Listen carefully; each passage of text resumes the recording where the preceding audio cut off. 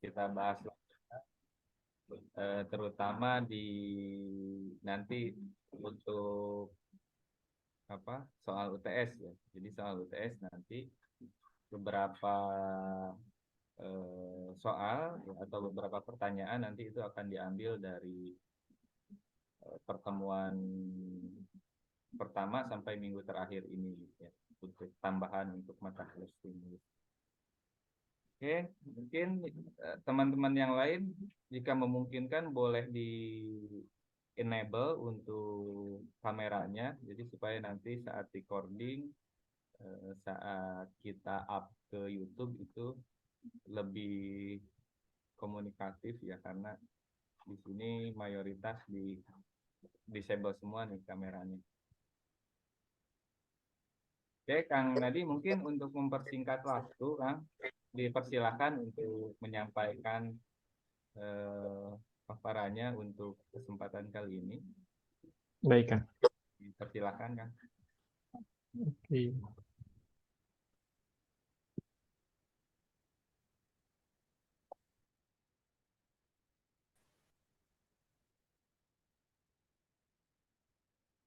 Oke. Selamat pagi, teman-teman. Nggak kerasa ya, sekarang udah di pertemuan terakhir nih. Nah, di pertemuan kali ini, saya akan menyampaikan karir path atau apa jenjang karir untuk teman-teman yang ingin berkarir di software engineering. Jadi kita langsung aja ya. Nah, pertama perlu teman-teman ketahui dalam sebuah company, tech company, itu timnya itu dibagi-bagi ya. Jadi ada namanya squad.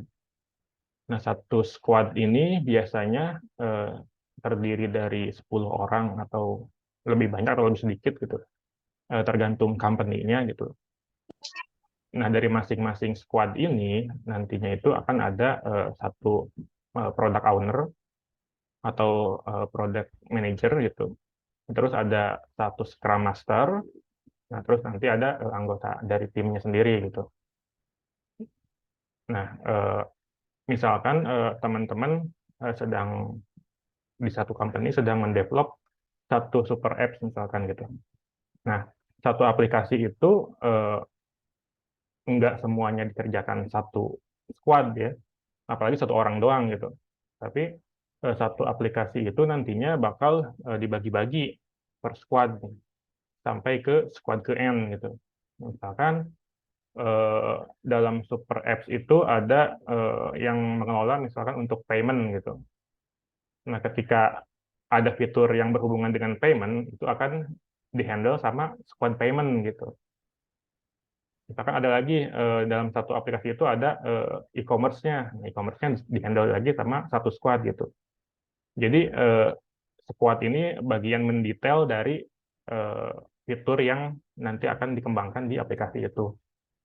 Kalau misalkan kita lihat di Super Apps kan ada payment-nya, ada misalkan e-commerce-nya, ada food-nya, ada lain-lainnya gitu.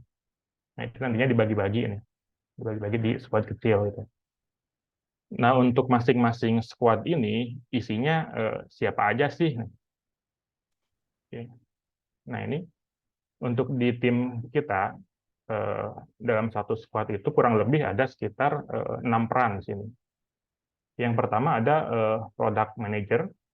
Ini kalau kita lihat di sini, dia itu ada di tengah-tengah antara bisnis, terus teknologi, terus UX-nya gitu. Nah, kenapa dia di tengah-tengah? Karena dia itu sebenarnya eh, pertama dia dapat ide bisnis dulu dari tim bisnis, bisnis requirement-nya kayak gimana, terus kebutuhannya kayak gimana. Nah, si product manager ini yang memfilter itu possible nggak untuk dikembangkan sekarang gitu. Misalkan bisnis pengen fitur untuk apa transfer bank gitu. Nah, si product manager ini dia akan memfilter lagi yang mungkin mana, yang nggak mungkin yang mana gitu. Kadang-kadang dari kebutuhannya kan ada yang nggak possible tuh untuk dilakukan. Nah, dia bakal memfilter di sini gitu. Nah, dia juga menjembatani antara TechNet sama UX-nya gitu. Jadi di tengah-tengah dia di sini dia menyampaikan juga kepada bukan divisi ya, bagian teknologinya gitu kayak software engineer-nya gitu untuk menghandle si kebutuhannya kayak gini gitu. Jadi tolong buatin satu fitur dengan kebutuhan seperti ini gitu. Nah, kalau ke UX dia bakal minta dibuatkan untuk satu apa ya? Satu UX gitu untuk memenuhi kebutuhan dari bisnis gitu. Berarti kan misalkan kalau kalau untuk transfer bank dia butuh formnya kayak gimana, terus biar user enak kayak gimana gitu. Nah, itu tugasnya si product manager. Nah, selanjutnya ada Scrum Master di sini. Nah, Scrum Master ini apa sih? Nah, dia yang mengelola proses Scrum dalam satu apa ya, satu siklus pengembangan gitu. Jadi dia itu mengembangkan metode agile di sananya. Nah, terus dia mengatur nih ritme-ritme dari berjalannya proses development kayak gitu. Nah, si Scrum Master ini nggak sekedar eh, ngatur apa ya, ngatur ritmenya, tapi dia juga memperhatikan timnya gitu, dari sisi apa ya, kebutuhan, bahkan sampai dari sisi psikologi juga dia eh, lebih apa ya, care gitu, lebih dilihat perkembangan di timnya masing-masing seperti itu. Nah, terus ada lagi UI UX designer. Nah, kalau di sini dia perannya itu bikin sebelum dibikin oleh front end nantinya, dia itu bikin UI UX-nya dulu gitu. Nah, kalau UX untuk user experience-nya, nah kalau UI untuk user interface-nya seperti itu. Nah, selanjutnya ada lagi di sini untuk back-end engineer. Nah, ini saya di sini di back-end. Nah, si back-end ini nantinya bakal fokus di API-nya. Misalkan tadi kan untuk transfer bank, berarti kan ada API khusus yang nantinya akan dikonsumsi oleh si front end gitu.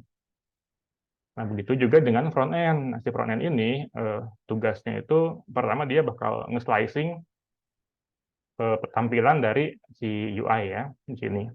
Karena si UI udah bikin nih, tampilannya kayak gini. Nah, si front end ini yang nantinya slicing terus diterjemahkan ke dalam bentuk kode gitu. Nah, kemudian ada lagi nanti QA engineer. Nah, si QA engineer ini dia biasanya bakal melakukan testing baik itu yang dikerjakan oleh si back end maupun yang dikerjakan oleh si front end gitu. Jadi kalau dilihat dari sini product manager ini ada satu orang biasanya. Scrum satu orang juga. Nah, untuk UI UX ini menyesuaikan gitu sesuai kebutuhan dari bisnisnya. Nah, untuk back end engineer ini ya biasanya agak banyak sih, agak banyak yang sesuai dengan kebutuhannya. Kalau di tim saya ada sekitar 4 orang di sini dalam satu squad itu. Nah, untuk front end juga dia mengimbangi ya, ada 4 sampai 5 orang biasanya dalam satu squad itu. Nah, untuk QA biasanya 2 orang.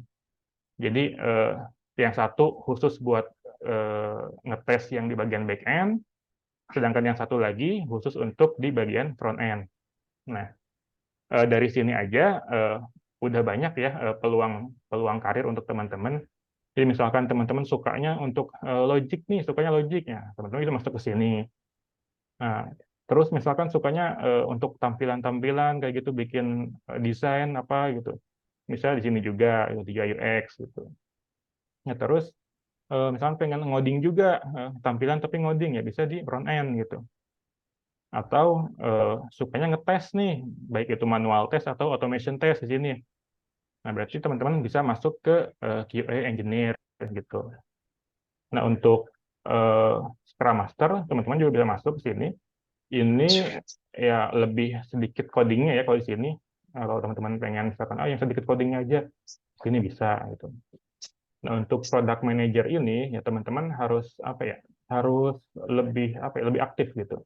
Karena dia bakal berkomunikasi dengan tim-tim yang lain gitu untuk menyesuaikan kebutuhannya hingga proses development selesai seperti itu. Nah, di sini udah banyak ya yang bisa teman-teman pilih untuk nanti ke depannya. Yang penting menyesuaikan dengan passion yang teman-teman punya gitu. Oke, kita lanjut. Nah, saya akan menjelaskan tentang timeline-nya, ngapain aja sih kita dalam satu sprint itu. Nah, satu sprint itu biasanya terdiri dari 2 minggu ya, walaupun ya nggak Ya, bakal begitu ya. Cuman udah tadi. kebanyakan Oh, perusahaan memang segitu gitu, walaupun memang ada beberapa SOP yang berbeda gitu. Jadi secara umum kayak gini. Pertama kita akan melakukan product grooming. Ngapain sih di sini itu? Gitu. Nah, di sini itu nantinya tim squad bakal dijelaskan oleh product manager sesuai dengan kebutuhan bisnisnya. Pertama kan si bisnis bakal ngomong nih ke si produk, aku butuh fitur ABCD loh gitu. Nah, setelah tahu fiturnya apa aja, nah si produk itu bakal menyampaikan nantinya finalisasinya di sini, menyampaikan kepada si squad-nya gitu. Nanti akan ada meeting satu squad untuk menjelaskan kebutuhannya apa aja sih gitu untuk di sprint ini seperti itu. Nah, biasanya bentuknya itu dalam bentuk story. Story misalkan kayak tadi ada satu story transfer bank misalkan gitu. Nah, nanti satu story itu bakal diurai lagi gitu untuk kebutuhannya. Oke. Nah, nanti di sini seperti yang tadi dijelaskan bakal ada penjelasan dari product manager ke dalam squad bahwa dalam sprint depan akan ada fitur apa aja yang dikembangkan seperti itu. Nah, kemudian setelah ini akan ada breakdown task. Nah, breakdown task ini bagian dari memecah story-story yang diberikan oleh si product manager tadi. Misalkan tadi satu story untuk transfer bank. Nah, di breakdown task ini nantinya akan ada apa ya namanya subtask gitu atau tugas-tugas kecil dari story yang dibuat oleh si produk tadi. Misalkan untuk transfer bank berarti bakal ada tugas pertama bikin formnya gitu. Kedua bikin API-nya gitu. Ketiga bikin fraud detection-nya gitu. Jadi bakal banyak diuraikan di sini gitu. Nah, kemudian setelah breakdown task selesai semua, misalnya ada 10 story ya 10 story itu bakal nantinya di breakdown gitu ke dalam task-task kecil gitu. Oke, kalau ini udah selesai, nantinya itu bakal ada sprint planning. Nah, sprint planning ini sprint bakal dimulai nih di sini. Yang 2 minggu itu, misalkan dari Senin sampai nanti Senin lagi gitu. Nah, ada apa aja sih di sprint planning ini? Yang pertama ada sprint kontrak ya. Nanti antara front end, back end, sama QA bakal ada kontrak di sini. Misalkan untuk back end, misalkan saya sendiri gitu. Nantinya si Scrum Master itu bakal nanya, ini untuk kamu task-nya A sampai Z nih, kira-kira nanti bakal selesai enggak gitu, atau kelebihan atau kekurangan gitu. Nah, misalkan kata saya, oh ini terlalu banyak nih kelebihan gitu, ya nanti bakal dikurangi tuh total dari task-nya itu. Nah, atau bahkan misalkan, oh ini kurang nih, terlalu sedikit gitu. Nah, nanti bakal ditambahin lagi di sini gitu. Jadi ini di sprint planning ini udah jelas apa yang bakal dilakukan selama 2 minggu itu untuk masing-masing engineer gitu.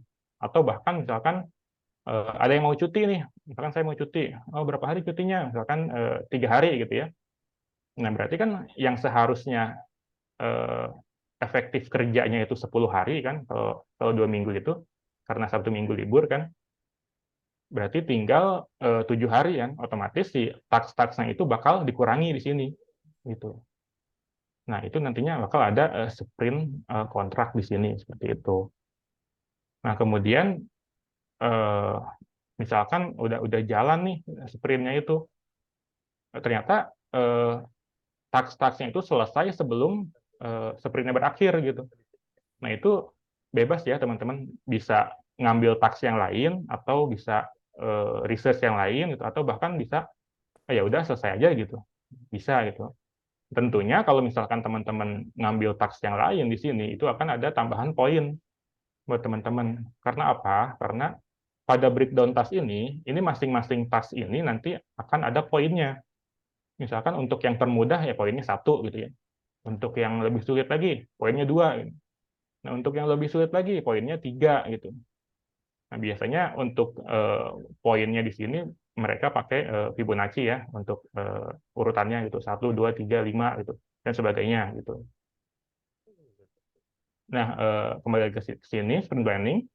Nah, setelah sprint planning selesai, ini udah dipastikan ya masing-masing dari QA engineer, dari back end, dari front end itu task-nya udah pasti gitu. Adapun misalkan nanti di tengah-tengah ada kayak hotfix atau ada bug di production, ya itu bakal fleksibel, bakal masuk ke sini langsung gitu. Oke. Nah, selanjutnya di minggu pertama biasanya kita itu sedikit meeting ya di minggu pertama itu karena bakal fokus kerjain di sini gitu. Nggak ada meeting-meeting yang ya terlalu makan waktu gitu karena bakal ngejar dulu sprintnya nih. Nah, nanti di minggu keduanya bakal ada sprint catch up. Nah, di sini ini masing-masing tim untuk meetingnya gitu. Misalkan saya back end, jadi back end doang gitu, yang 4 orang tadi gitu.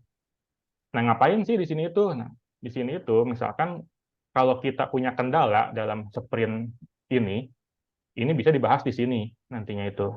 Atau bahkan kita butuh kerjasama sama tim lain, misalkan ada kerjasama antara back end sama DevOps misalkan gitu untuk konfigurasi tertentu gitu. Nah, nanti bakal dibahas di sini gitu, karena ini kan menyangkut kelancaran dari sprint itu. Nah, kalau misalkan di sini nggak ada isu, nggak ada masalah, ya kita bisa lanjutin gitu. Nah, kalau misalkan kita ada isu, misalkan, oh ternyata dari tim DevOps lama nih bikin konfigurasi ininya gitu. Ya nanti otomatis dari task yang di sini itu bakal jadi blocker ya, bakal terhalang gitu, nggak bisa lanjut gitu. Nah, seperti itu. Jadi masing-masing di sini ada catch up-nya, misalkan ada back end catch up, ada front end catch up-nya gitu dan lain-lain seperti itu.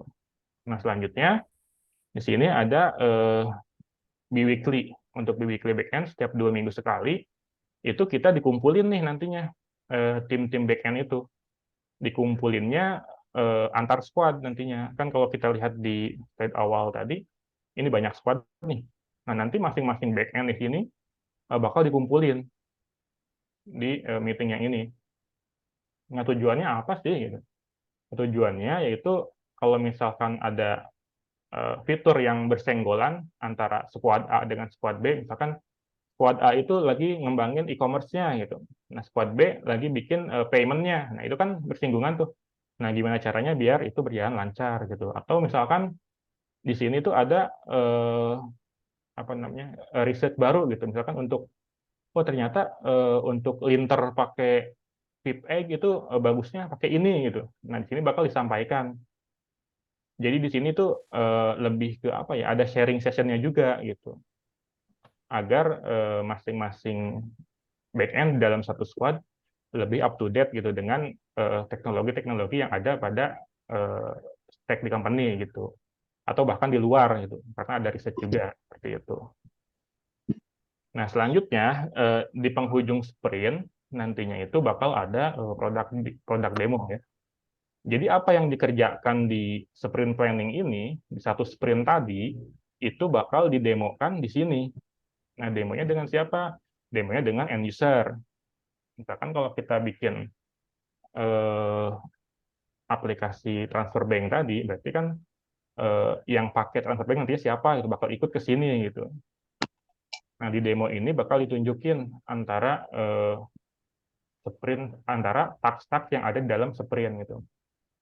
Adapun untuk di bagian back end, nah kadang-kadang di back end itu seringkali bahkan eh, task-nya itu nggak bisa didemokan ya, karena bentuknya API gitu.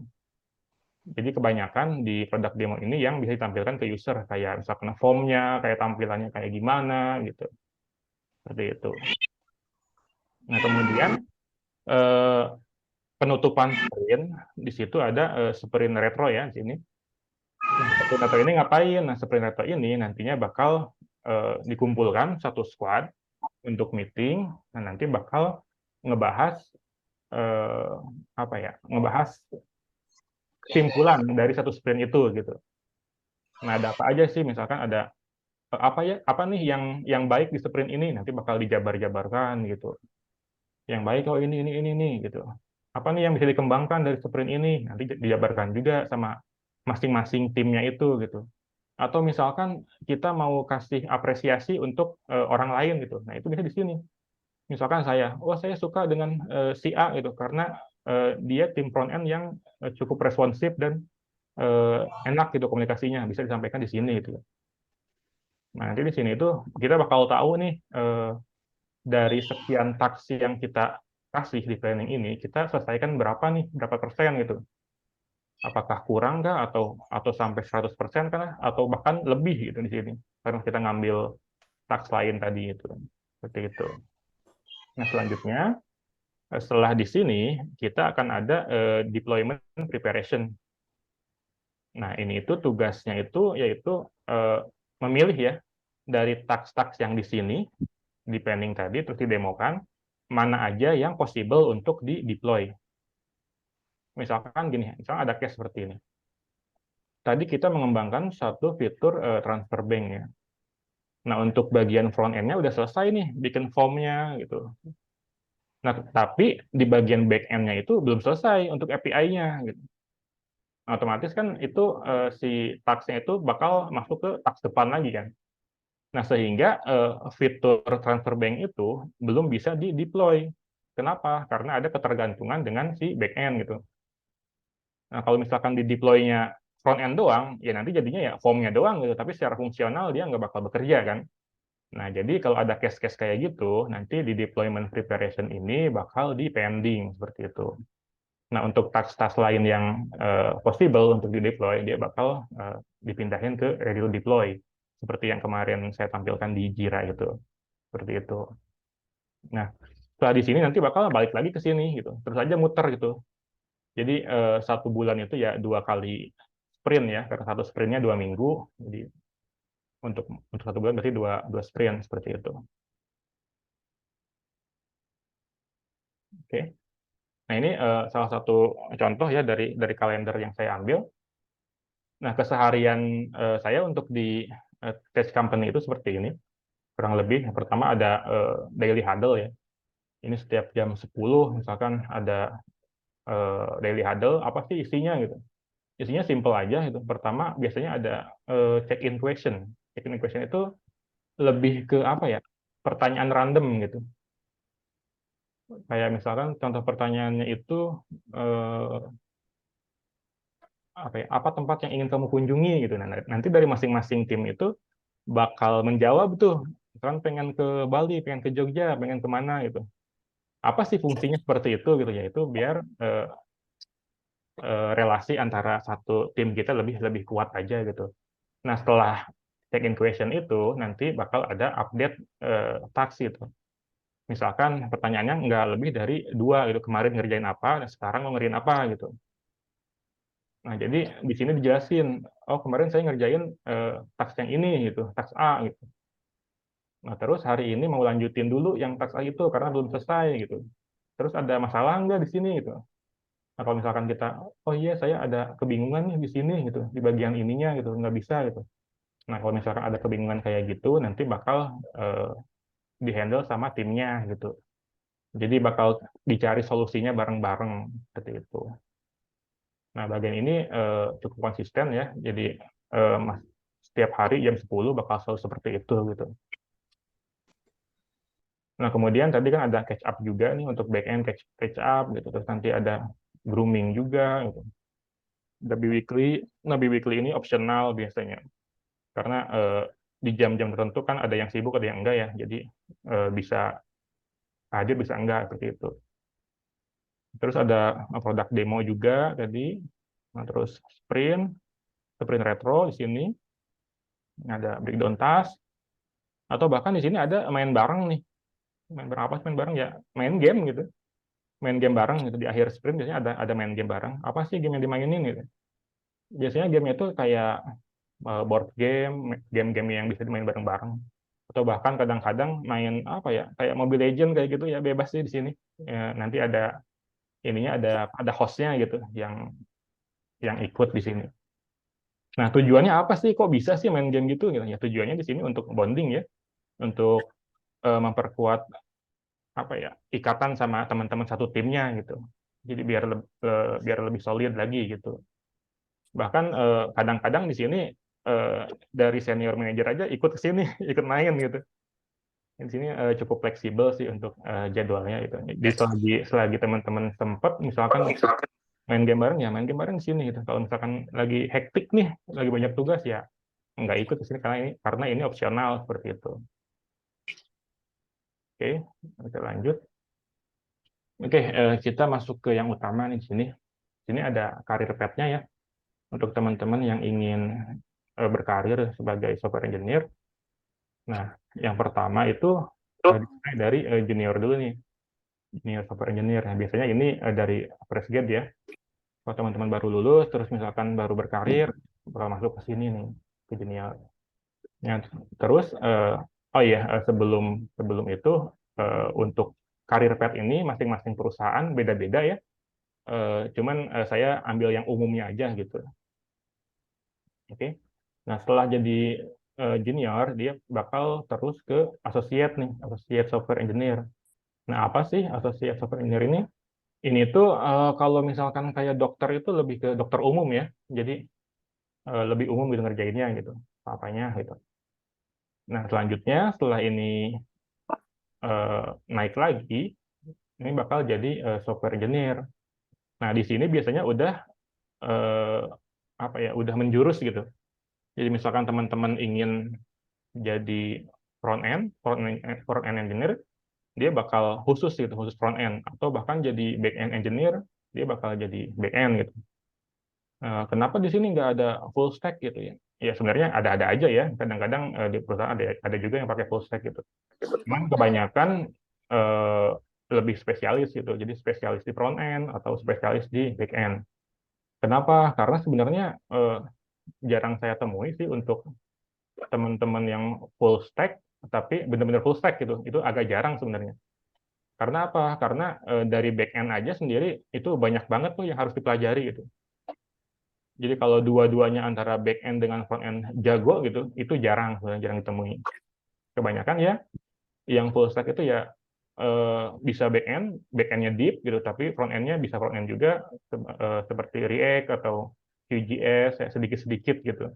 Atau bahkan front endnya dia deep, tapi di back endnya cuma bisa misalkan di API-nya gitu. Nah, itu. Jadi di sini lebih khusus ya untuk back end ataupun front end. Jadi di sini menjurus juga gitu. Nah, kemudian setelah di sini, nah teman-teman bakal menemui percabangan nih, percabangan. Mau masuk ke manajemen atau masuk ke individual kontributor atau expert di sini. Nah, kalau misalkan teman-teman ingin eh, ke manajerial, nah berarti masuk ke sini. Setelah di sini, step selanjutnya menjadi asisten engineering manager ya, di sini. Nah, setelah di sini dia bakal jadi eh, engineering manager di sini. Terus lanjut lagi jadi senior engineering manager seperti itu. Nah, kemudian kalau misalkan teman-teman ingin jadi individual kontributor, berarti teman-teman masuknya ke jalurnya sini. Setelah jadi software engineer, nantinya jadi senior software engineer sini. Nah, terus lanjut lagi jadi principal engineer, terus lanjut lagi jadi software architect. Oh, terus ya mending ke atas dong gitu. Ini kan benefitnya lebih gede gitu. Misalkan ini jadi manajer gitu. Oh, enggak juga gitu. Ini selevel ya antara yang atas sama yang bawah itu. Jadi secara benefit ini sama. Ini engineering manager dengan principal itu sama gitu. Walaupun ya masing-masing perusahaan punya SOP sendiri gitu. Nah, secara umum seperti ini gitu. Bahkan seperti senior engineering manager dengan software arsitek ini sama juga benefitnya gitu. Bedanya kalau teman-teman lebih ingin mengurangi coding ya, mengurangi coding ya teman-teman masuk ke sini. Jadi di sini bakal porsi codingnya bakal dikurangi, terus bakal ditambah untuk manage orang gitu, manage tim seperti itu. Atau misalkan teman-teman nggak mau manage tim gitu, susah ngatur banyak orang gitu, pengen jadi individual kontributor aja gitu, ya berarti ke sini masuknya. Nah di sini teman-teman bakal jadi expert ya, karena terus-terusan research biasanya gitu, sama cara skill bakal terus naik terus gitu. Kalau di sini teman-teman bakal lebih ke manajerial seperti itu. Nah, makin ke sini, ini secara codingan bakal semakin berkurang nih, atau bahkan nggak ada sama sekali gitu. Nah, kenapa demikian? Karena di sini bakal lebih fokus ke manage dari engineer yang ada seperti itu. Terus kenapa sih jadi manajer harus melewati dulu software engineer? Ya simpel aja jawabannya, karena eh, teman-teman harus sefrekuensi ya dengan yang diaturnya nantinya. Eh, Kalau misalkan jadi manajer tapi nggak sefrekuensi dengan yang diaturnya, ya bakal sulit juga gitu. Seperti itu. Nah, kalau di sini ini bakal lebih banyak research sama coding juga sih nanti teman-teman. Bakal jadi expert di sini gitu. Nah, itu bebas sih. Tergantung teman-teman sukanya di mana, jalurnya gitu. Kalau misalkan mau manajerial di sini, atau mau jadi individual kontributor, ya di sini gitu. Bahkan kalau misalkan saya tanya ke manajer saya, gitu, bedanya antara manajer dengan software engineer itu ya, software engineer misalkan bikin coding ya, atau secara kasarnya ngoding lah gitu. Nah, kalau manajer ini tugasnya ya melancarkan si engineer ini ngoding gitu. Kalau misalkan ada isu di mana, atau misalkan kayak tadi ada requirement untuk berhubungan dengan tim lain gitu, kayak DevOps gitu. Ternyata di DevOps-nya lama nih feedback-nya gitu. Nah, nanti si manajer ini yang bakal nge-follow up ke bagian DevOps-nya seperti itu. Jadi ini teman-teman bebas ya mau pilih yang mana gitu. Oke. Nah, tadi bicara soal benefit, apa aja sih benefit sebagai software engineer? Yang pertama ini banyak dibutuhkan ya untuk sekarang. Ini saking saking banyaknya dibutuhkan sampai-sampai kalau misalkan saya ajak Kang Kamal nih untuk masuk ke perusahaan. Nah, nanti eh, ketika Kang Kamal di tes dan lulus, itu saya itu bakal dapat reward ya, dapat fee gitu dari perusahaan gitu. Saking butuhnya gitu. Yang penting lulus tesnya dulu ya, setelah jadi probation, probation terus jadi karyawan tetap, ya nanti kita bakal dapat fee-nya di sini gitu dari perusahaan seperti itu. Karena saking banyaknya dibutuhkan seperti itu. Yang selanjutnya eh, peluang untuk berkembang tuh gede banget kalau misalkan teman-teman masuk ke software engineer.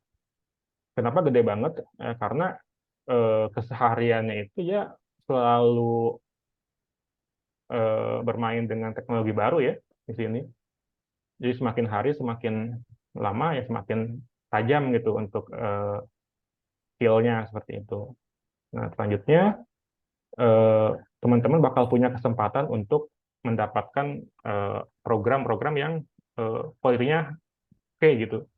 Kayak misalkan project-project yang di startup itu ya bagus-bagus gitu. Kita bisa lihat nih, oh dari arsitekturnya kayak gini, dari desain pattern-nya kayak gini, dari cara coding-nya kayak gini, aturan linternya kayak gini, terus dari unit test-nya kayak gini, ya teman-teman bisa dapetin di sini gitu.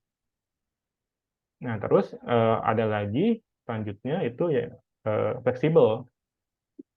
Ya, fleksibel ini ya masing-masing dari perusahaan ya beda-beda ya, tergantung perusahaannya gitu. Ada yang flexible working space, bisa ada yang WFO atau hybrid atau FA gitu. WFO ini ya kerja dari kantor ya, work from office atau hybrid. Hybrid ini biasanya dalam seminggu itu ada WFA-nya, ada WFO-nya gitu. Jadi misalkan 2 hari di kantor, 3 hari di rumah gitu. Atau bahkan WFA, work from anywhere ya, atau remote gitu. Nah, kebetulan untuk saya sendiri udah sekitar 3 tahunan ini kerjanya ini WFA. Jadi saya kerja di rumah setiap hari gitu. Eh, yang penting kita bisa konsisten aja gitu dengan patternnya, dengan culture dari perusahaannya gitu. Oke, selanjutnya ada lagi working hours gitu, untuk flexible working hours gitu. Nah, nantinya bakal fleksibel nih kerjanya dari jam berapa sampai jam berapanya fleksibel terserah gitu. Yang penting kalau misalkan tadi ada meeting kayak yang di sini, ya kita ada gitu. Nah, kenapa ada culture flexible working hour ini? Karena biasanya masing-masing engineer itu punya waktunya masing-masing untuk fokus gitu. Misalkan ada yang fokus di malam, ada yang fokus di pagi gitu. Jadi ya dari perusahaan menyerahkan aja gitu. Terserah gitu mau kerjanya jam berapa gitu. Yang penting misalkan 8 jam gitu. Terus nantinya bakal ada jam istirahat juga nantinya. Nah, jam istirahat ini fleksibel juga, mau jam berapa aja bebas gitu. Bahkan saya laparnya jam jam 1 atau jam 12, ya bisa jam 12 atau jam 2, bisa jam 2 gitu. Jadi nanti biasanya kita pakai pakai Slack itu ada statusnya di Slack-nya. Misalkan lagi makan, nah kita set status lagi makan gitu sehingga teman-teman yang lain di satu tim atau satu squad itu mengetahui bahwa kita sedang istirahat gitu. Nah, atau misalkan untuk teman-teman yang muslim ada waktu juga untuk sholat gitu kan. Ada waktu sholat 30 menit gitu. Ketika teman-teman mau sholat ya update dulu statusnya gitu. Biar nggak diajak diskusi dulu gitu karena lagi sholat gitu. Seperti itu. Nah, untuk bahkan di sini culture-nya kalau misalkan eh, kita perlu diskusi dengan orang lain, misalkan saya di back end, Kang Kamal misalkan di front end gitu ya, kita perlu diskusi nih sama Kang Kamal nih, secara one on one gitu ya. Nah, kita nggak secara langsung eh, nge-call Kang Kamal gitu, tapi biasanya culture-nya itu kita booking dulu di sini, booking jam gitu. Kang, bisa nggak nanti besok meeting misalkan jam jam 2 siang gitu. Nah, ketika misalkan dari Kang Kamal, oh ini, oh bisa gitu jam 2 ya, iya. Ya udah saya buat kalendernya ya, yang dibuatin di sini untuk jamnya gitu. Kenapa kayak gitu? Karena pertama biar nggak mengganggu fokus orang gitu. Kedua biar lebih manajemennya lebih rapi gitu ya. Karena bisa kelihatan nih, oh Kang Kamalnya ada meeting sama Kang Karnadi jam segini gitu. Jadi orang lain bisa tahu gitu. Nah, kita pun bisa lihat kalender dari teman-teman kita satu tim itu ngapain aja gitu. Sehingga kalau misalkan kita mau booking untuk one on one, kita bisa lihat jam luangnya kapan sih itu. Oke, baik lagi. Selanjutnya ini ada continuous learning ya. Nah, tentunya teman-teman ketika berkarir di IT atau di software engineer, ini bakal terus-terusan belajar ya. Ini nggak bisa dipungkiri karena teknologi itu selalu update ya dengan cepat. Jadi kalau kita nggak terus belajar, dia bakal ketinggalan ya, mau nggak mau seperti itu. Nah, selanjutnya, prospeknya bagus nih untuk ke depannya. Nah, kenapa? Karena untuk berkarir di dunia IT ini, itu based on skill ya. Sementara skill itu semakin lama teman-teman berkarir, itu bakal semakin terasa. Bahkan pengalaman 3 tahun, 5 tahun, 10 tahun, nah itu bakal lebih expert lagi ya untuk di uh, skillnya. Sehingga untuk prospek dari pekerjaannya atau dari eh, jenjang karir ke depannya itu bakal lebih bagus gitu. Nah, selanjutnya yang terakhir ini ya tentu aja gitu untuk salary-nya bagus banget untuk di eh, software engineer gitu. Nah, kita bisa lihat di misalkan prediksi ya. Kita lihat prediksinya. Nah, ini ada satu satu website ya untuk prediksi salary. Atau misalkan teman-teman udah bekerja nih di eh, perusahaan terus pengen ngebagiin salary teman-teman berapa gitu, tinggal share aja di sini gitu. Atau kalau misalkan kita pengen lihat eh, di tempat lain tuh berapa sih gitu salary-nya gitu, kita lihat di sini. Cuman ini prediksi ya, jangan ditelan bulat-bulat, teman-teman bisa lihat. Misalkan kita lihat untuk software engineer.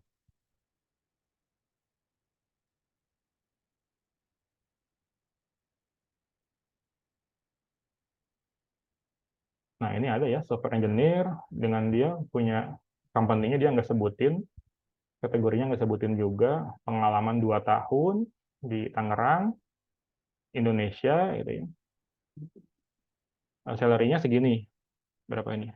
13 13 lebih ya, 13 lebih gitu. Ini ada yang net, terus ada benefit lainnya, misalkan kayak asuransi privat ya, ini. Oke. Terus ada lagi yang misalkan ini di sini di Singapura ya ini, bahkan dia dibayarnya pakai pakai dolar Singapura segini. Kalau kita kali 10.000 aja udah berapa tuh? 70-an ya, 70-an berarti. Nah, tadi seperti di awal ada juga yang di associate software engineer di sini. Nah, di sini udah dapat bahkan 12-an gitu ya. Kita lihat lagi ya. Ada juga yang 5 jutaan di sini, banyak ya, beragam gitu. Nah, ini ada untuk yang senior, senior software engineer, di sini ada sampai 33 ya, di area selatan, untuk experience-nya 3 tahun gitu. Ya, kita lihat terus. Nah, atau bahkan di sini ada yang sampai 150 ya, gede banget. Ini antara benar segini atau salah ketik, nggak tahu juga sih. Kita lihat sini, ya rata-rata emang emang emang gede-gede sih. Nah, ini ada lead software engineer, ada di 37 sekian, untuk senior di sini segini gitu ya. Nah, ini bisa bisa jadi apa ya? Bisa jadi gambaran buat teman-teman nantinya ketika berkarir di dunia IT, khususnya di tech company atau startup nantinya, atau bahkan perusahaan luar gitu ya. Nanti ya sekitar sekitar segini gitu ya untuk eh, yang teman-teman dapetin gitu ya. Walaupun ya tentunya nggak seinstan itu gitu. Nanti bakal bertahap gitu. Teman-teman bisa buka di sini ya untuk ini ya, prediksi salary gitu. Ini saya tekankan sekali lagi, ini hanya hanya prediksi ya, jangan ditekan mentah-mentah gitu. Seperti itu. Nah, untuk kompensasinya ada apa aja ya, banyak ya. Ada asuransi, ada yang cutinya 15 hari, ada cuti ulang tahun, ada WFH seperti ini, ada apa lagi nih? Oh, bahkan ada wallet juga yang dikasih, bonus juga gitu.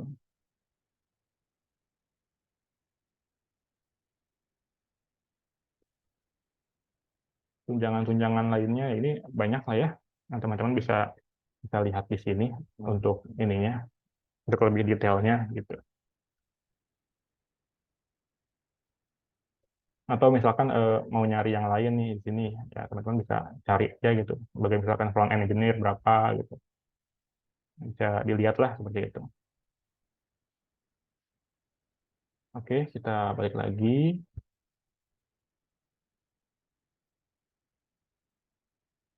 Nah, misalkan teman-teman udah ada nih ketertarikan buat eh, masuk ke software engineer gitu.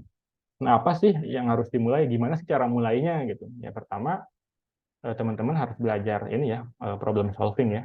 Nah, untuk toolsnya sih bisa bisa di Codility, bisa di HackerRank, atau bahkan biar lebih seru sambil main game gitu. Ada di Coding Game gitu. Di ini. Nah, ini biasanya saya sama teman-teman ya main di sini juga gitu. Eh, ini tuh game-gamenya banyak untuk ningkatin kemampuan coding dari teman-teman. Ada yang base-nya waktu, misalkan cepet-cepetan nih nyelesain masalah A gitu. Nah, di sini ada. Bisa lihat codility ya, yang di sini.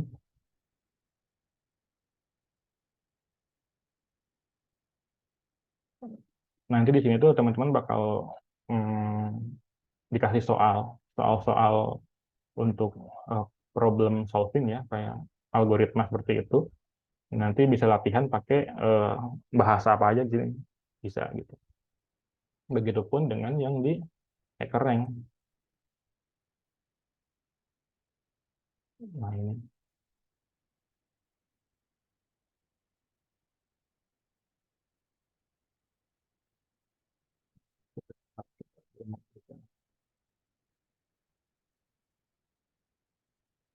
Oh, nggak bisa. Nanti tugasnya di sini itu sama kayak Codility, kita bisa dapetin soal-soal problem solving untuk pakai algoritma ya. Jadi nanti kita bakal tahu nih kode, kode yang kita eh, kasih untuk satu tugas ini tuh efektif atau enggak gitu. Terus kompleksitasnya bagus atau enggak gitu. Nah, ini bakal kelihatan di sini. Nah, begitupun nanti untuk interview di beberapa perusahaan ada juga yang pakai tool-tool seperti ini. Jadi nanti ketika teman-teman dites di perusahaan, bentuk soalnya itu ya dari hacker yang ini misalkan gitu. Ya seperti itu. Kayak gini nih.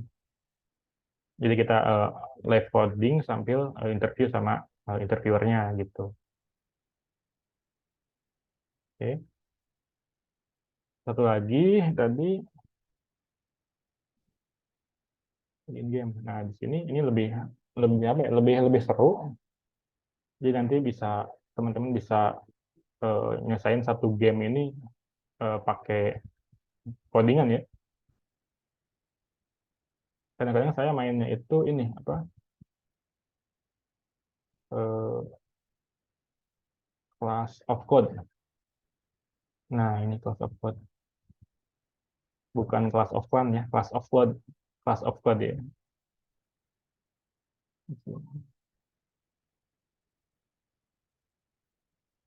Nanti mainnya itu kayak ada satu puzzle atau satu masalah yang harus diselesaikan pakai codingan. Codingannya bebas, ada Java, ada PHP, ada Golang, ada Python, dan lain-lain. Nanti cepat-cepatan terus. Nah, selain cepat-cepatan, nanti juga ada ketepatan buat kompleksitasnya gitu. Ini.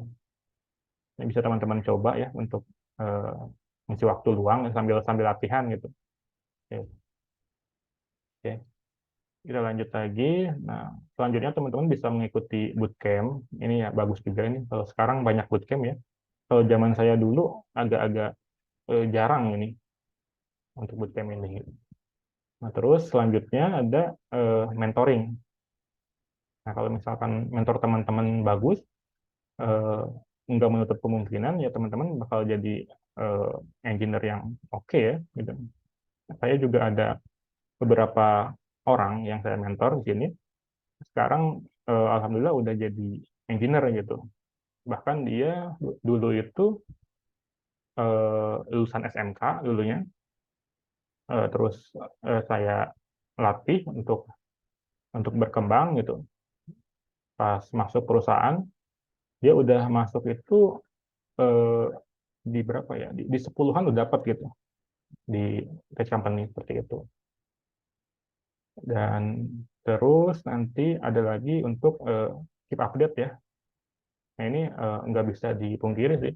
Kalau teman-teman pengen berkarir di dunia IT ya harus tetap up to date gitu. Kalau enggak ya bakal ketinggalan gitu. Cuman jangan jangan khawatir, wah berarti harus belajar terus dong. Jangan khawatir di sini. Yang penting teman-teman enjoy dulu dengan pekerjaan yang teman-teman lakukan. Nanti ini bakal eh, secara berkala sih bakal up to date terus gitu. Misalkan kalau kebiasaan saya, eh, misalkan dalam satu sprint ada 2 minggu, jadi kan. Nah dalam 2 minggu itu ada waktu luang tuh. Nah, biasanya saya cari-cari nih update terbaru sekarang itu apa sih gitu. Walaupun misalkan di satu perusahaan itu pakai stack-nya itu Python, misalkan Postgre atau Oracle atau sama Elasticsearch gitu ya. Nah, di kesempatan ini saya coba untuk explore yang lainnya gitu, yang sedang trending di company yang lain gitu. Oh, misalkan di luar itu lagi trendingnya Golang gitu, atau lagi trendingnya Spring Boot gitu. Nah, ini kita harus tetap up to date gitu. Nah, hubungannya apa sih keep update dengan yang ini? Nah, kalau ini kalian bakal eh, latihan di algoritmanya, bakal ngekuatin logik untuk teman-teman.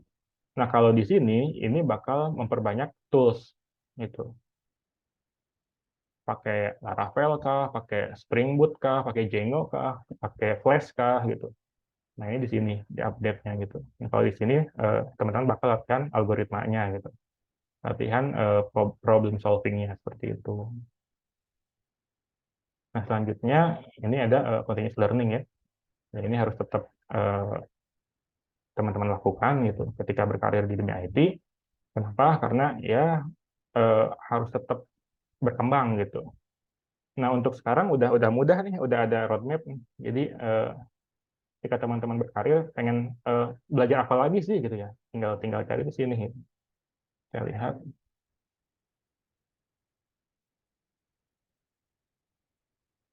Nah, ini tinggal tinggal teman-teman pilih ya, pengen ketertarikannya di mana gitu. Misalkan tadi tertariknya saya di logic ya gitu, atau suka banget sama logic ya, tinggal masuk ke backend mungkin. Nah, ini udah disusun sama community apa aja yang harus teman-teman pelajari gitu.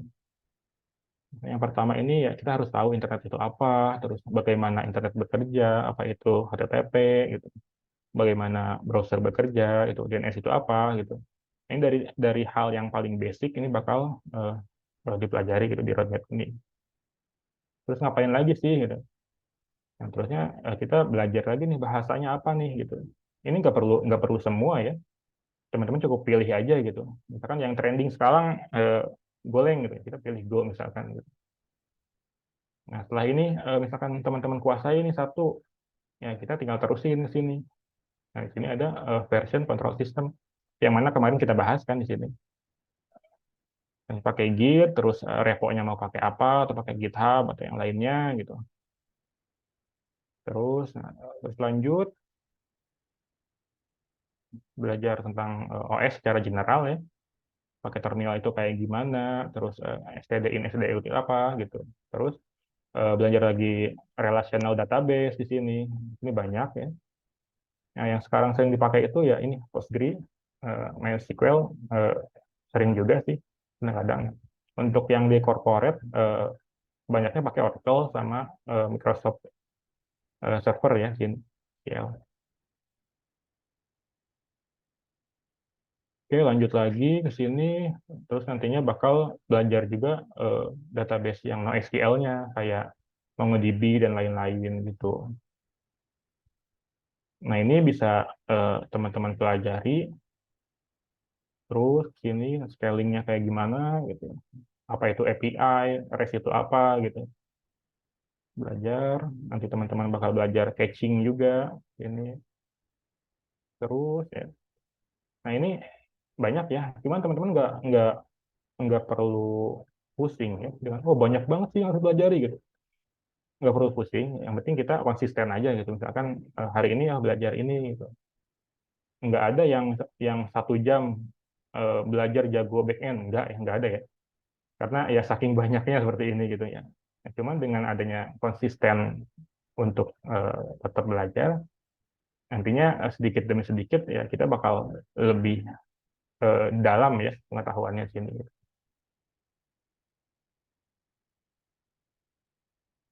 Oke.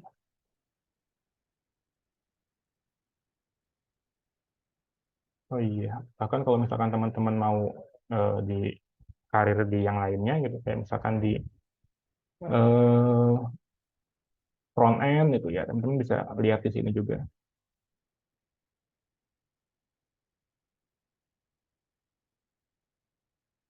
banyak ya. Oke, lanjut. Oh, oke, ternyata udah selesai ya di materi kali ini. Nah, kenapa saya sampaikan untuk karir path ini? Karena saya tidak ingin teman-teman kayak saya waktu dulu lulus kuliah bingung nih mau kemana nih gitu, sampai nyari-nyari jalan sendiri kan buat buat berkarir gitu. Nah, dengan adanya paparan ini, saya ingin teman-teman dari sekarang udah tahu nih mau ngambil kemana nantinya gitu, sehingga dari sekarang udah mempersiapkan diri untuk eh, survive di industri seperti itu.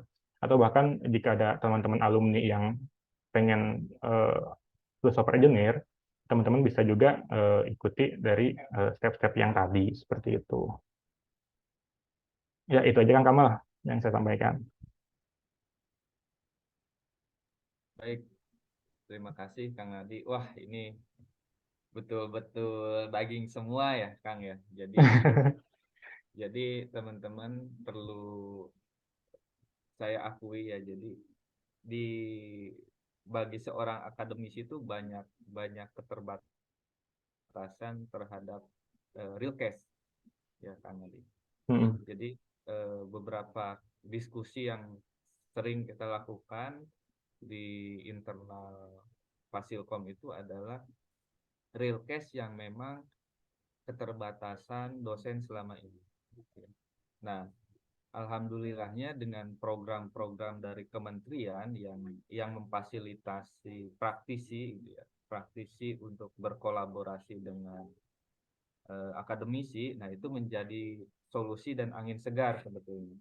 Ya, jadi dari sisi research kita bisa mengarahkan, dari sisi knowledge kita bisa mengarahkan mahasiswa, tapi kalau untuk real case ya perlu peran Kang Nadi ini ya sebagai praktisi gitu ya, atau Mm-mm. startup yang menerima kampus merdeka biasanya ya kalau sekarang dibacanya. Nah, ini sudah sangat jelas sekali dijelaskan dari awal gitu ya, dari fokus yang teman-teman mahasiswa bisa ambil gitu ya. Fokus-fokusnya dari mau itu software engineer-nya mau di mana nih gitu ya, mau di UI UX designer, mau di back end, front end dan seterusnya. Dan itu semua ada sesuai passion teman-teman masing-masing gitu ya. Yang lebih dominan ke desain ya bisa ambil UI UX gitu ya kan. Kalau Mm-mm. misalkan logik algoritmnya kuat, yaitu bisa ke back end. Nah, itu menjadi ternyata tidak tidak seseram selama ini jika dengar software engineer itu ngoding gitu. Iya, enggak kan, Jadi ada main gamenya juga tadi. nah gitu. Jadi di sebuah organisasi real case nih, teman-teman, ini bukan bukan textbooks ya. Ini bukan textbooks dan ini real case yang Kang Nadi alami selama setelah lulus kuliah, perjalanan sampai saat ini ya. Itu real case yang Kang Nadi sampaikan ke teman-teman gitu ya. Kemudian sampai ke salary. Nah, ini harusnya sih mulai semangat banget gitu teman-teman ya, karena lihat nominal tadi walau itu prediksi tapi rata-rata memang di atas dari apa namanya, dari job-job yang pada umumnya gitu ya, karena di programming, di apa namanya, berkarir di dunia IT itu memerlukan skill yang selalu terasah gitu ya. Nah, mungkin teman-teman ya buat semua, karena skill itu tidak bisa kita beli dengan uang gitu ya. Walaupun teman-teman punya orang tua banyak uang, punya jabatan strategis, tapi nggak akan bisa ngebeli skill gitu ya. Hanya bisa membiayai fasilitas untuk mendapatkan skill itu. Ya. Tetap skillnya didapatkan dengan perjuangan gitu ya. Seperti itu. Wah, saya ngelihat prediksi salary tadi itu ya luar biasa sih sebetulnya ya, luar biasa yang harusnya bisa membuat teman-teman semakin bersemangat buat belajar, bersemangat buat skill. Nah, mungkin silahkan diberikan kesempatan kepada teman-teman buat bertanya mungkin. Silahkan, ini bukan teknis tentang kemarin ya seperti kemarin, tapi ini lebih ke arah nanti teman-teman gimana untuk persiapan nih lulus kuliah supaya bisa langsung di hire oleh oleh startup atau perusahaan-perusahaan yang bonafit. Silakan kalau ada pertanyaan. Ini sayang banget nih kalau sesi tanya jawab ini tidak dimanfaatkan sama teman-teman nih. Karena nanti kalau nanya ke ya saya harus nanya lagi ke Kang Nadi gitu ya, karena untuk yang real di dunia industri teknologi informasi ya Kang Nadi. Silakan. Ayo, dari 45 orang nih, 44 berarti ya. Silakan, ada pertanyaan? Ya, Taufik Maulana, Resen boleh. Kalau ada pertanyaan dipersilahkan. Izin bertanya, kalau untuk biasanya kalau untuk di bidang-bidang back end atau front end itu mencari lowongan pekerjaannya bagaimana ya Kang? Apakah lewat online atau lewat LinkedIn atau gimana biasanya tuh? Oh, oke. Untuk saat ini, sejauh ini yang saya lakukan itu banyak yang bagus-bagus tuh di LinkedIn. Jadi teman-teman kalau rapiin juga ya untuk LinkedIn-nya gitu, biar lebih menarik gitu. Seperti itu. Adapun di tempat-tempat lain gitu, ya kayak di ya Street Jobs atau di Indeed atau yang lainnya gitu, itu boleh juga dicoba gitu. Cuman kalau misalkan kita di LinkedIn itu lebih kelihatan nih perusahaannya, oh yang ini bener nih ternyata perusahaan yang ngasih lowongan gitu. Terus kita lihat juga kan dari sisi perusahaannya, oh ini perusahaannya udah dapat pendanaan nih sekian, misalkan sekian M gitu. Jadi kita bisa tahu juga gitu sedikit banyaknya apa kesehatan dari perusahaan itu gitu. Sehingga kita juga bisa pilih-pilih gitu. Walaupun memang kalau kalau saya pribadi biasanya kalau misalkan apply apply ke perusahaan itu ya nggak cuma satu kan, langsung banyak gitu. Nah, biasanya mendingan kayak gitu daripada satu-satu gitu ya. Karena apa? Karena kalau misalkan kita misalkan lulus di 3 tempat nih, ya kita tinggal tinggal pilih kan maunya ke yang mana gitu. Daripada nungguin satu-satu tapi ternyata nggak ada secondary opinion gitu, seperti itu. Itu gimana? Iya Tadi Pak, Anda cukup menjawab. jawab. Terima kasih. Ya. Jadi LinkedIn itu memang dikhususkan jejaring sosial untuk para profesional ya kan, Iya betul. profesional dan perusahaan-perusahaan yang bonafit dan segala macam biasanya hire-nya ya via LinkedIn karena bisa ngelihat juga prototipe yang pernah dibuat atau pernah eh, kerja di mana ya, histori-histori pekerjaan itu bisa bisa terlihat di LinkedIn ya. Dan itu bahkan istilahnya dipalidasi oleh LinkedIn bahwa informasinya valid. Iya. Oke, ada lagi silahkan. Ya, Rolis, Resen boleh silahkan. Sebelumnya selamat pagi Kang Nadi dan Pak Kamal dan juga teman-teman. Saya mau bertanya tentang, kan saya pernah ngelihat berita kalau nggak dikit juga lulusan IT itu jadi pengangguran.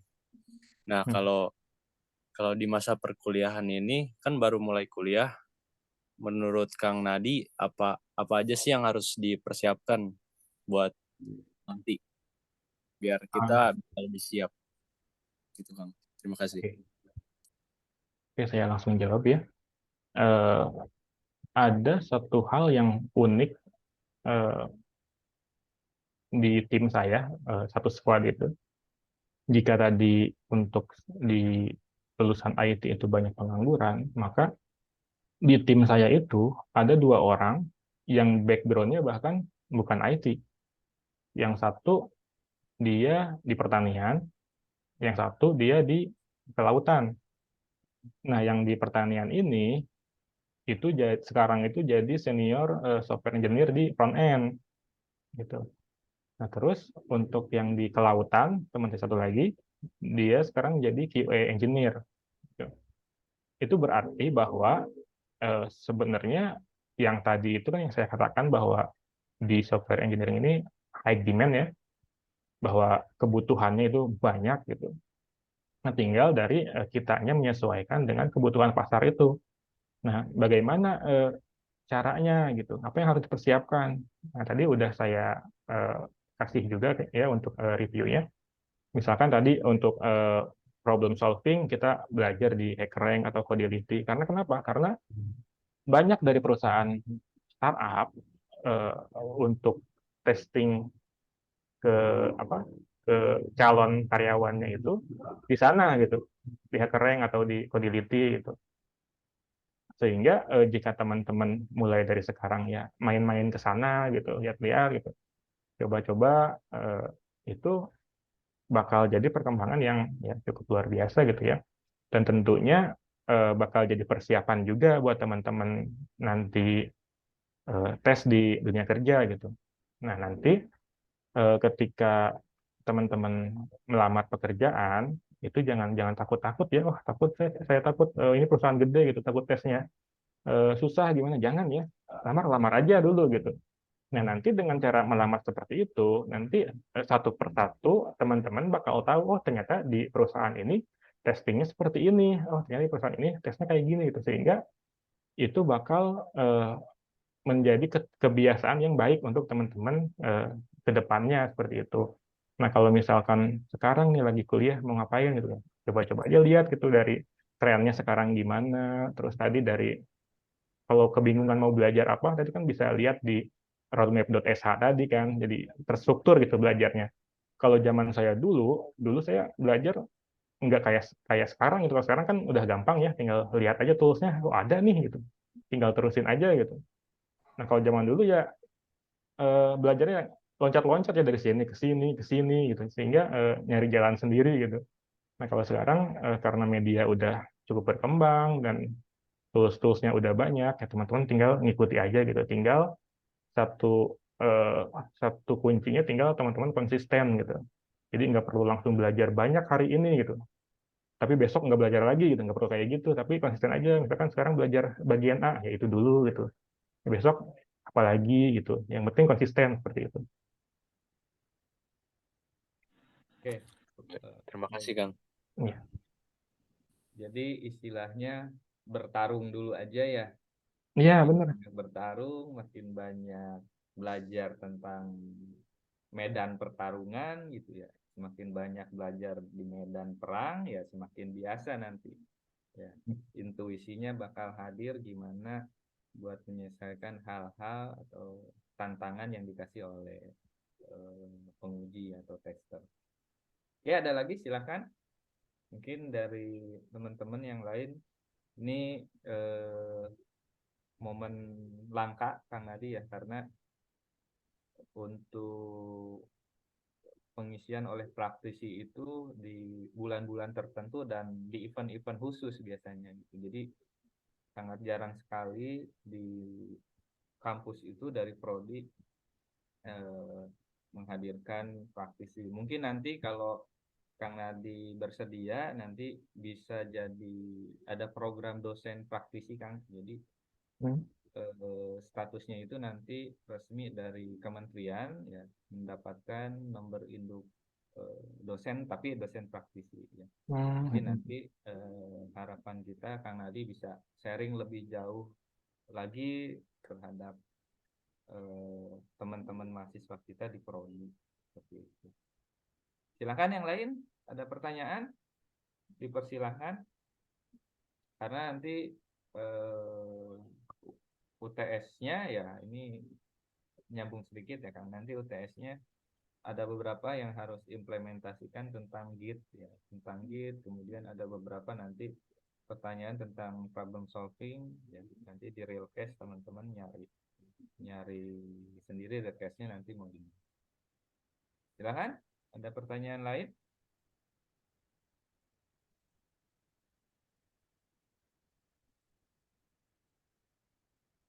Oke, mungkin sambil nunggu pertanyaan ya Kang. Nah, berarti biasanya kan kalau full stack itu banyak banget tuh ya Kang untuk requirement skillnya ya, pengalamannya. Nah, kalau realnya berarti seperti tadi yang Kang Nadi sampaikan ya, bahwa full stack itu ya tetap aja butuh support dari yang lain ya Kang, dari bagian-bagian lain.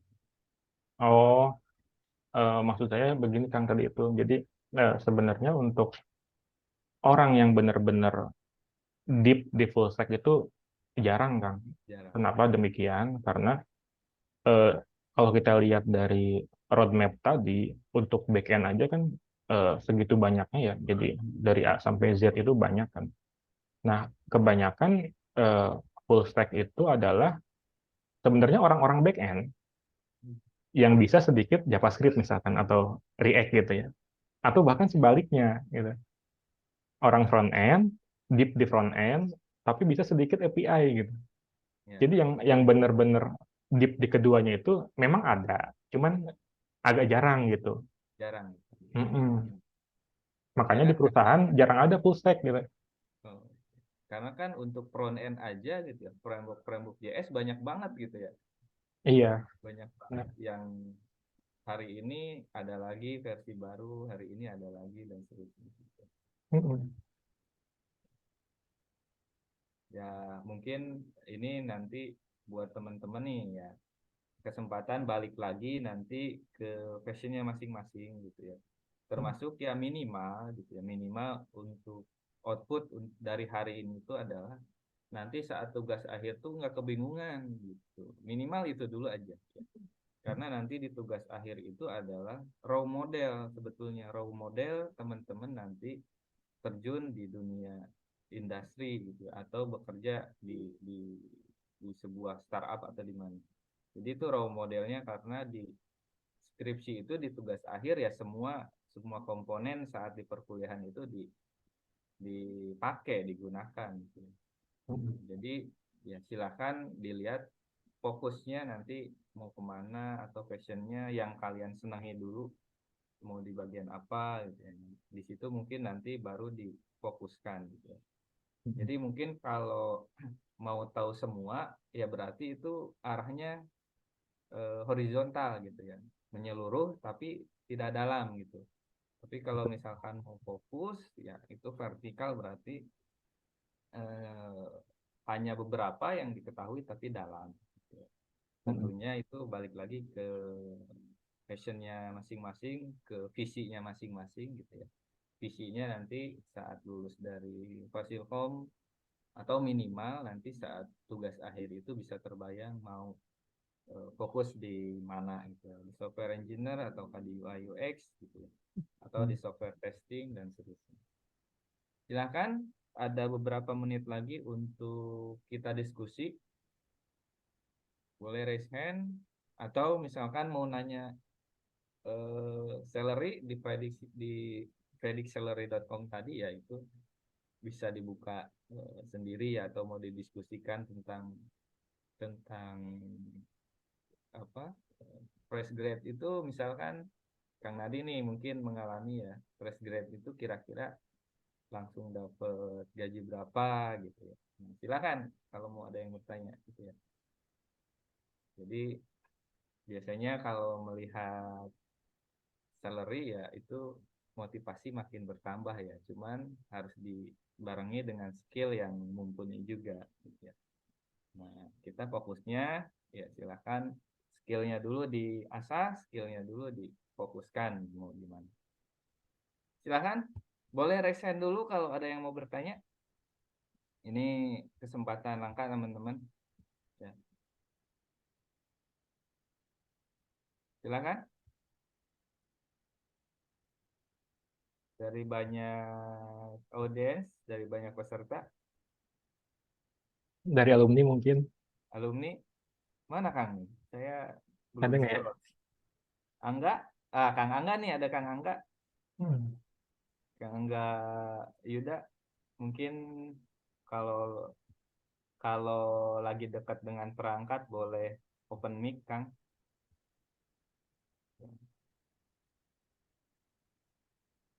Jadi teman-teman sekalian, sebetulnya alumni dari Fasilkom sendiri yang bekerja di beberapa startup di Jakarta ya, atau eh, bekerja di instansi yang bonafid sebetulnya cukup banyak. Mungkin nanti bisa saya sampaikan ke Pak Dekan untuk mengadakan satu bootcamp gitu ya.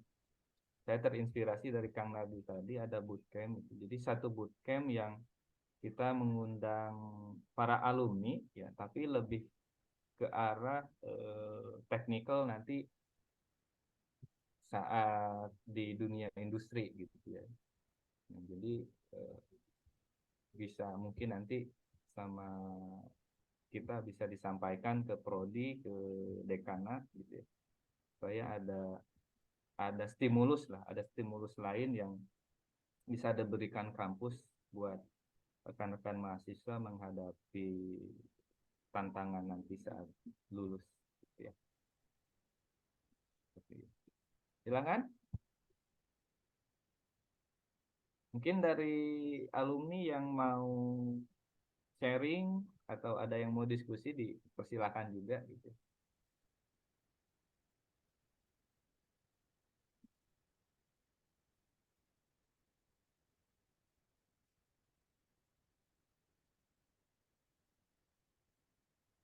Sambil nunggu mungkin saya tambahkan yang full stack tadi ya Kang ya. Boleh, boleh ya. Mm-mm.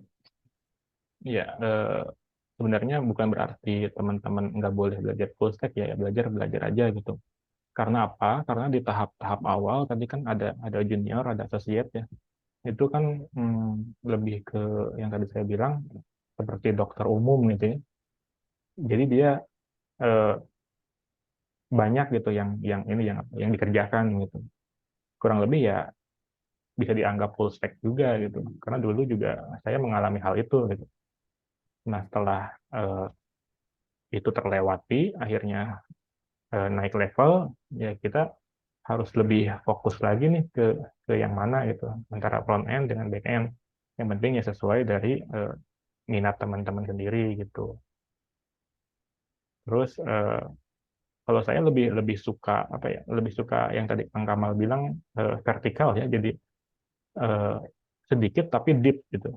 Sehingga ketika teman-teman ketika perusahaan membutuhkan role itu, ya teman-teman bisa masuk ke situ gitu. Daripada banyak, ya tapi ya tipis-tipis gitu, gitu, gitu sih. Oke. Baik Kang. Nah itu jadi balik lagi ke pilihan teman-teman ya. Tapi nanti seiring berjalannya waktu juga ya Kang ya, bertambahnya pengalaman, nanti mungkin bisa menemukan jalannya sendiri gitu ya Kang ya. Mm-mm. Jadi yang penting teman-teman sekalian harus update dan nggak berhenti belajar gitu, ya. Jadi di prodi pun teman-teman dosen ya kalau berhenti belajar ya ketinggalan Kang sebetulnya gitu ya. Betul, betul. Nah, kan teknologi makin maju ya. Ada, kalau dulu tuh belum ada yang namanya microservice ya. Docker Mm-mm. segala macam itu belum ada lah, Git juga bahkan dulu tuh masih masih belum se booming sekarang gitu. Masih pakai flash disk ya, Kang? Iya betul. Flashdisk digabung-gabung gitu ya. Iya, Pas ada error, error semua. Nah itu betul, betul. pengalaman yang pernah mungkin pernah kita lewati gitu ya.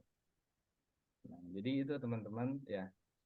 Mungkin kalau tidak ada pertanyaan lagi, jadi saya harap kita bisa mengambil kesimpulan, ya. Kita bisa menerapkan kesimpulan dari pertemuan 3 minggu terakhir ini, gitu ya. Dan mudah-mudahan bisa memberikan sedikit gambaran, gitu ya. Oh, ini ada dari di chat ya. Dari Reja, silakan. Kalau mau bertanya ke Kang Nadi, silakan.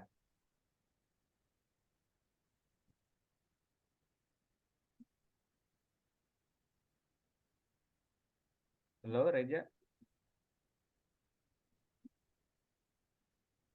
boleh ya kalau ada yang mau disampaikan atau ada pertanyaan, silakan.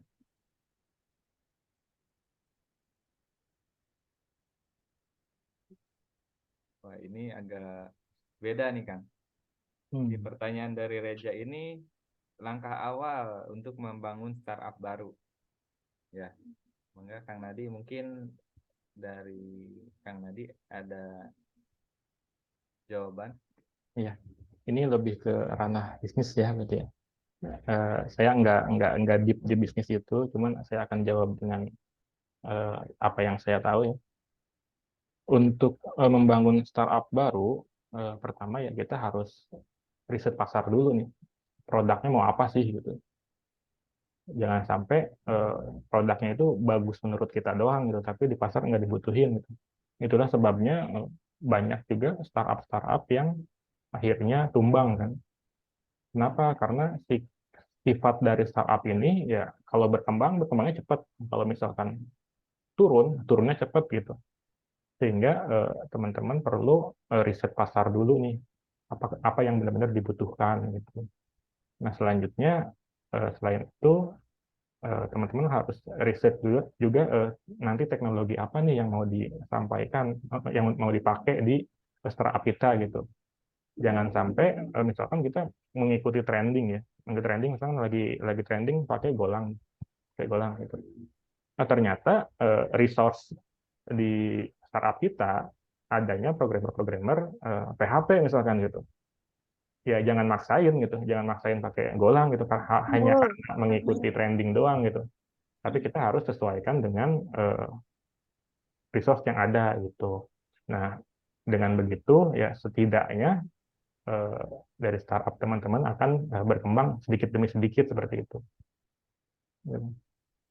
Udah cukup menjawab, Reza? Gimana, Ja? Cukup jelas ya. Oke, nah jadi yang pertama itu mau startup apapun ya Kang, ya riset dulu pasarnya gitu. Riset dulu pasarnya, apakah memang dibutuhkan atau enggak gitu ya. Tapi ya lihat lagi, riset pasar misalkan nemunya e-commerce, ya lihat lagi nanti rivalnya gitu ya. E-commerce kan nggak mungkin kita menyaingi yang sudah besar gitu ya. Nah, Iya. jadi sebetulnya berangkat dari kebutuhan untuk startup ya, mungkin seperti itu. Oke, ada lagi silakan. Oke, ini ada pertanyaan lagi Kang Nadi dari Rafli. Dalam menjadi seorang junior web developer atau software engineer, lebih baik bergabung dengan startup atau perusahaan yang sudah stabil ya. Nah, di sini di satu sisi bergabung ke startup berarti punya job desk yang pastinya numpuk ya. Dikarenakan perusahaan baru, namun jenjang karir lebih menjanjikan jika startup tersebut sukses. Nah, ini mungkin dari pengalaman Kang Nadine nih Kang. Gimana nih? Apakah di startup itu memang numpuk pekerjaannya gitu ya? Ataukah mungkin bahkan bisa sebaliknya atau seperti apa nih Kang? Kalau saya lihat justru malah sebaliknya ya. Kalau pernah juga ikut ke company yang mana dia punya klien juga gitu ya. Nah, karena kerjaannya based on klien, jadi ada deadline di sana, ada requirement kliennya kayak gimana, jadi justru malah lebih numpuk tuh. Apalagi kalau misalkan udah mepet-mepet di deadline. Nah, kalau di startup ini karena udah biasanya pakai Scrum Master ya, ada Scrum-nya gitu. Eh, ini untuk pengalaman saya ya, tidak dipukul rata untuk semua perusahaan gitu. Karena ada Scrum Master-nya, jadi kita di manage di sana itu justru lebih apa ya, lebih ada waktu untuk kita research gitu. Jadi nggak terus-terusan ngerjain A, B, C, D gitu, seperti itu. Nah, terus mau bergabung kemana ya masing-masing ada resikonya ya, ada plus minusnya gitu. Seperti yang tadi saya katakan bahwa kalau di startup nanti teman-teman perkembangannya bakal cepat memang, karena di sana itu teknologinya biasanya yang terbaru terus. Nah, cuman dari sifat startupnya juga nantinya itu dia seperti yang tadi saya bilang gitu. Kalau naiknya cepat, kalau turunnya cepat gitu. Seperti itu. Nah, kalau company biasanya udah stabil karena dia udah dapat apa ya, udah dapat profit yang tetap gitu dari company itu. Nah, cuman walaupun nggak di semua company, di beberapa company masih pakai tools-tools yang legacy gitu. Misalkan untuk framework-nya masih pakai Code Editor 3 gitu, yang mana ada Code Editor 4 atau Laravel sekalian yang lebih up to date gitu. Atau bahkan ada tools-tools atau project-project yang ya masih apa ya, sudah terlalu jadul lah gitu untuk dikerjakan, cuman memang karena kebutuhan klien gitu, jadi kita tetap harus mengerjakannya gitu. Jadi masing-masing dari kedua itu ada plus minusnya. Nah, tinggal teman-teman mau ke yang mana nih gitu. Kalau saya sendiri ya pernah dua-duanya gitu. Seperti itu. Nah, seperti itu ya buat teman-teman yang lain juga ya. Jadi Kang Nadi itu sudah beberapa di perusahaan ya, jadi pengalamannya jadi makin berwarna itu.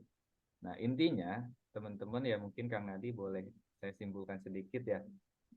Jadi mau dimanapun, kalau teman-teman udah punya skill gitu ya, udah punya kemampuan, ya itu mau di startup atau di perusahaan yang udah mapan pun sebetulnya bisa ya, kemungkinan besar bisa dijalani gitu ya. Ya contohnya Kang Nadi ini ya, dari software host kemudian ke startup ya. Bahkan awal itu di perusahaan jadi developer ya, Kang ya. Developer Iya, gimana waktu iya itu. betul. Pas awal-awal lulus itu ya di Dulu, Bentley ya atau di mana? ya dulu saya malah ya sempat tersesat juga ya. Jadi kan waktu kuliah dulu kan saya sambil sambil kerja ya. Eh, Kalau sekarang udah nggak ada kelas karyawan kan ya? Sekarang udah nggak ada kan Oh di iya. Bensika ya. Oke. Kalau dulu saya pagi itu kerja sampai sore, nah sore baru bisa masuk kuliah tuh. Karena untuk membiayai kuliah itu ya saya perlu kerja kan. Jadi kerjanya ya masih serabutan di mana aja gitu. Akhirnya saya masuk ke perusahaan gitu ya. Yang mana di situ nggak di bagian IT-nya sebenarnya, malah di bagian apa ya, ekspor impor seperti itu. Nah, cuman saya berpikir begini, walaupun saya sekarang bekerja di non IT, nah waktu itu saya berusaha mengembangkan eh, skill saya gitu dengan cara saya membuat project di sana di perusahaan itu untuk memudahkan pekerjaan saya seperti itu. Nah, saya membuat apa ya kayak scanner yang mana scanner itu ada sistem apa text to speech-nya ya, jadi bisa bisa ngomong itu di sana bisa ngitung juga. Misalkan sepalet itu ada berapa barang gitu, terus nanti ketika di compare, oh ini ada yang tidak sesuai ketahuan gitu. Nah itu saya buat itu, nah akhirnya itu terpakai di perusahaan itu waktu tahun berapa ya, tahun 2015 tuh tahun berapa gitu.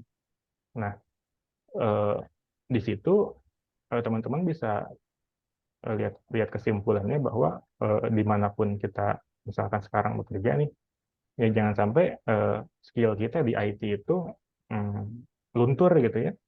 Karena kenapa? Karena sebenarnya untuk di IT ini ya semakin ke depan ini kan semakin maju teknologi ya, sehingga requirement-nya sebenarnya semakin semakin banyak gitu ya. Nah, terakhir kemarin saya confirm tuh ke teman saya yang masih di sana di perusahaan yang kemarin, eh, itu aplikasi yang saya buat kemarin itu dulu itu masih dipakai enggak gitu sekarang gitu. Dan ternyata jawabannya masih dipakai sampai sekarang gitu. Ya itu ternyata ya sampai sampai seperti itu gitu. Kalau kita memanfaatkan eh, kemampuan kita di bidang IT, dimanapun tempatnya itu pasti bakal bakal berguna gitu.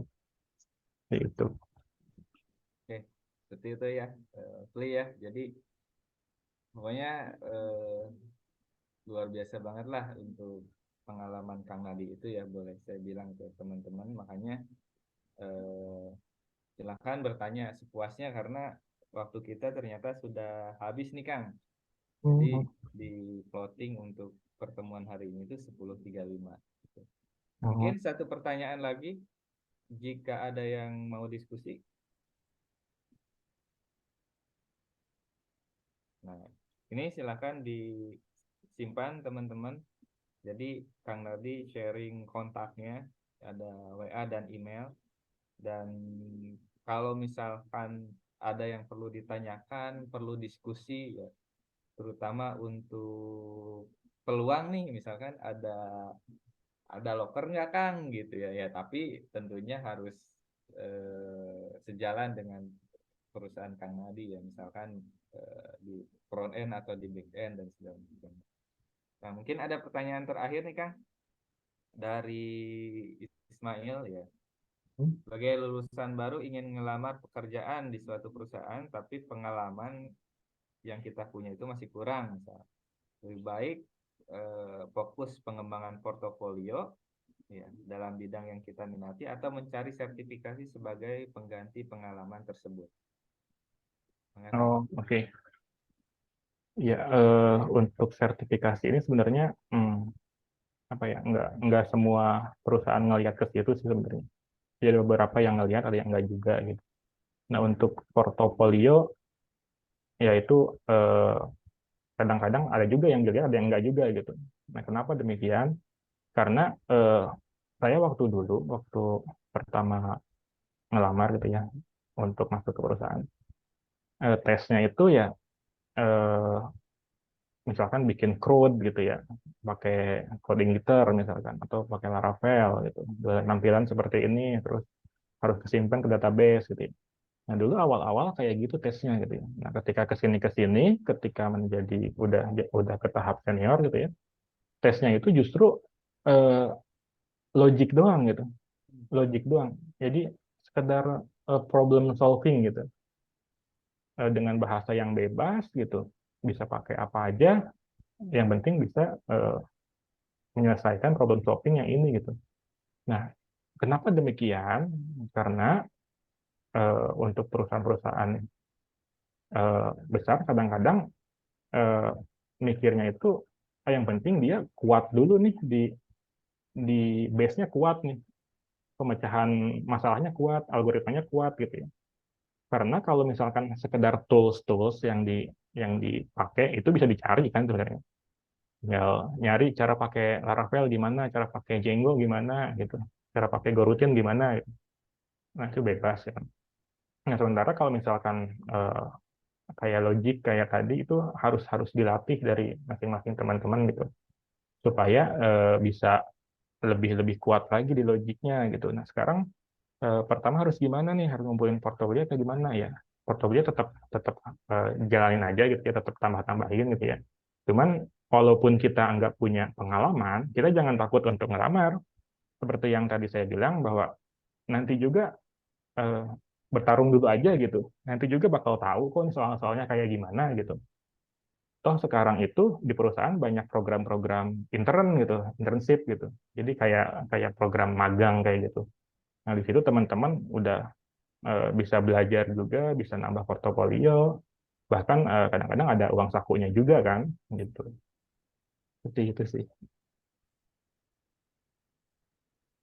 Oke, Maya, sip ya, terjawab ya.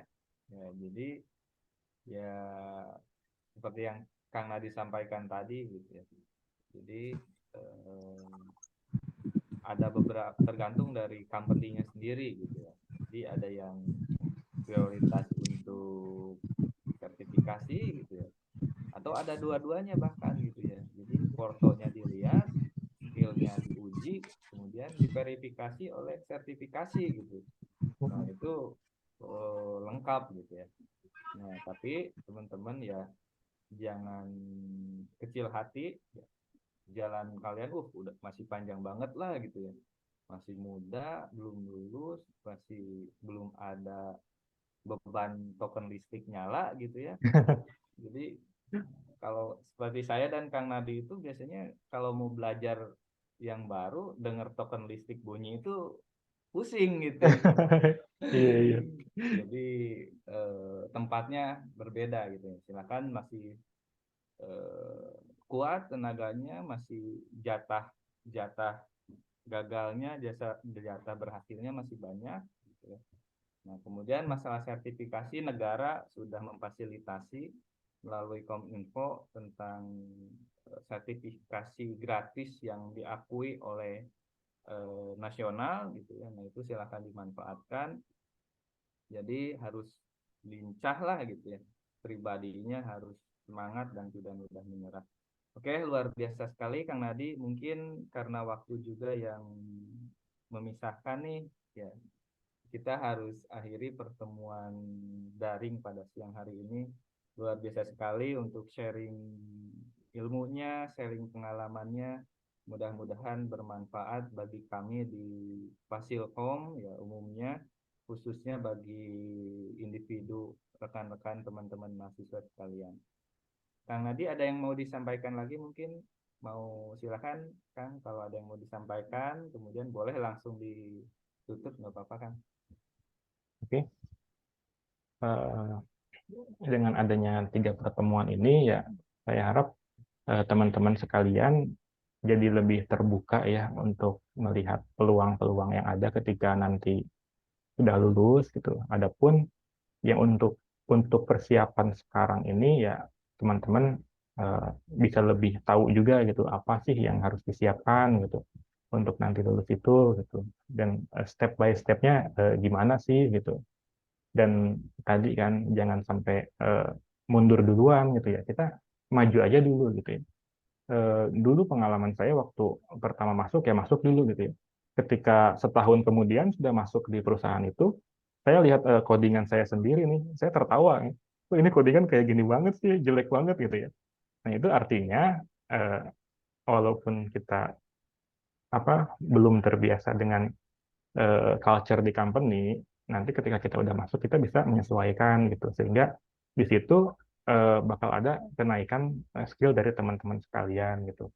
Jadi pesan saya jangan jangan takut duluan, udah maju aja gitu ya dengan bekal yang tadi disiapkan gitu. Nah nanti untuk hasilnya ya teman-teman bakal tahu sendiri gitu bahwa ternyata di dunia IT atau di software engineering ini tidak semengerikan seperti yang orang katakan gitu. Wah ini kerjanya ngoding terus sih, enggak kok. Ini cukup cukup menyenangkan kerjaannya gitu. Jadi jangan takut gitu ya. Dan saya mudah-mudahan di pertemuan-pertemuan ini bermanfaat untuk teman-teman, dan saya mohon maaf jika ada kata-kata yang eh, kurang baik gitu ya. Saya mohon maafkan. Eh, saya tutup ya. Terima kasih. Semoga bermanfaat gitu. Terima kasih Kang Nadi. Teman-teman sekalian, silahkan disimpan kontak Kang Nadi ya. Jadi nanti kalau ada yang mau ditanyakan, mau sharing, boleh WA atau via email gitu ya. Silahkan disimpan teman-teman ya. Nanti saya kirim ke grup juga. Oke, Kang Nadi, terima kasih. Nanti selanjutnya saya hubungi via WA ya untuk materi nanti buat di-sharing ke teman-teman juga. Terima kasih Kang Nadi atas Oke, waktu Kak. dan kesempatannya sudah menyempatkan hadir buat kita di Pasilkom. Terima kasih Kang. Oke, Kak. Ya.